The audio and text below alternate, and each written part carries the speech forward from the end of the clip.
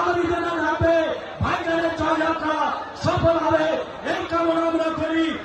এখন আমরা আমাদের সবাই উপস্থিত হয়েছে দক্ষিণ 24 পরগনা জেলা লড়াকু বরিষ্ঠ সহসভাপতি বিশিষ্ট আইনজীবী শাহাদত শাহ উপস্থিত হয়েছে। এখন হরিদার কাছে মাইক তুলে দিচ্ছি, হরিদা তার বক্তব্য কিছু বলে যা বলছিলাম, এই তোলাবাদ সরকারের পিসি ভাইপো সরকারে